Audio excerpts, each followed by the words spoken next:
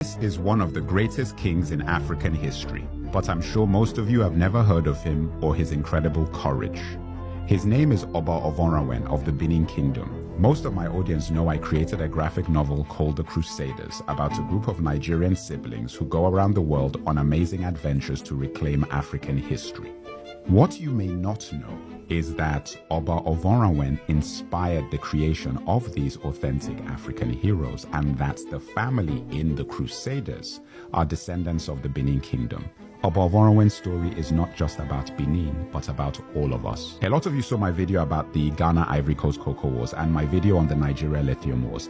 Oba Ovonramwen was fighting the same battle for African sovereignty as the Nigerians and Ghanaians are now, and he was doing this over a century ago. Oba Ovonramwen Nobaisi ruled Benin from 1888 to 1897. All African names have meanings. Ovonramwen means the rising sun, and Nobaisi means which spreads over all. At the end of the 19th century, the Benin Kingdom had retained its independence from the British, while other tribes fell to the colonizers.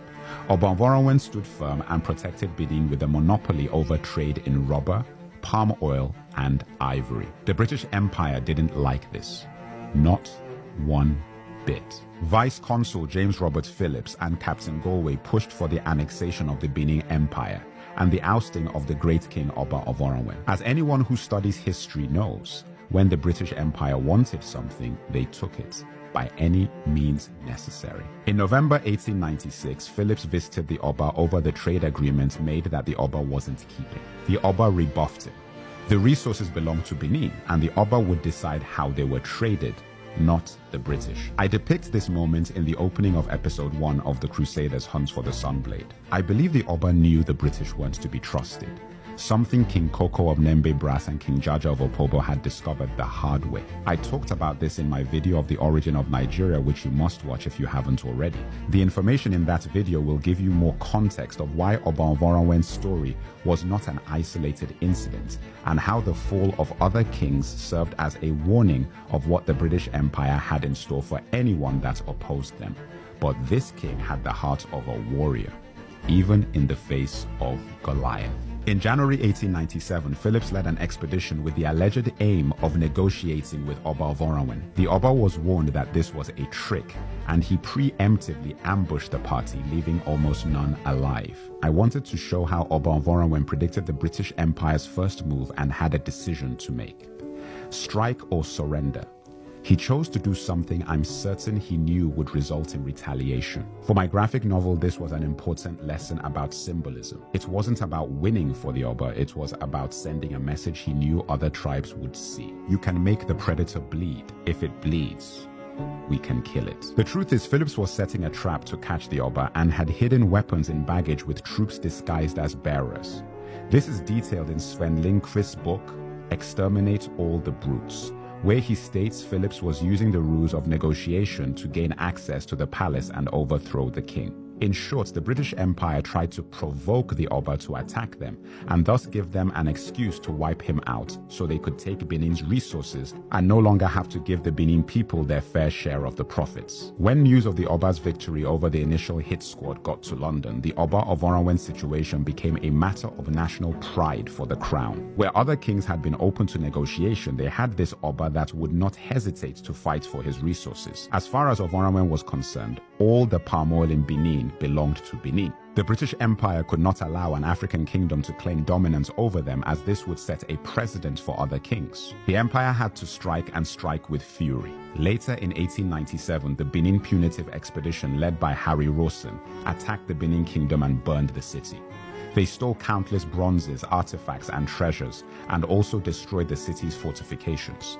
This was particularly significant as the Benin Kingdom is one of the oldest in human existence, and the Great Wall of Benin is one of the few man-made structures that can be seen from space. This structure is one of the great marvels of mankind and is as significant a feat of construction as the pyramids or the Sphinx, for the sheer manpower necessary to construct it in an age before machinery. The British Empire reveled in their victory. Their ruse of diplomacy was gone as the Oba's attack had given them what they wanted, a reason to take from Benin what they didn't deserve. So that is how the kingdom of my ancestors burned under the cannon fire of a British armada. Oba Ovonramwen was exiled and the artifacts stolen and taken to museums all over Europe, where many of them sit to this day, with European governments refusing to return the stolen property. Remember the scene in Black Panther where Killmonger is talking about those masks? That one's from the Edo people of Benin. They were from the Benin kingdom ruled by the great Oba Ovonramwen.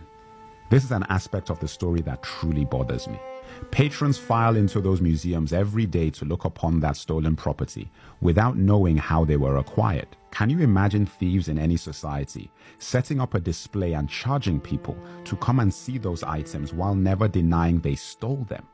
Yes, they aren't pretending this isn't what it is. What's even more astounding is that the British Museum has set out stipulations on how and when a portion of these artifacts will be returned to Nigeria. Not permanently, mind you, but as a loan. So the people who stole our artifacts are loaning us the items and expect them to be returned back to them. In addition, the British Museum laid out terms of the standard of facilities Edo State needs to have at our museum to be suitable for housing our own property. France have actually been much better about this situation in that Macron has been pushing to change the laws to allow all stolen artifacts to be returned to countries that request them. Say what you will about France, because Lord knows they've been terrible, but this gesture by Macron is exactly how it should be. It's down to Nigerians to demand the stolen property back. This is not about Benin, but about symbolizing we are no longer colonial children. How is it that Oba Ovonramwen had the guts to stand up for that principle over 100 years ago, but we can't? This situation is symbolic of the vestiges of colonialism for all of Africa, not just Nigeria.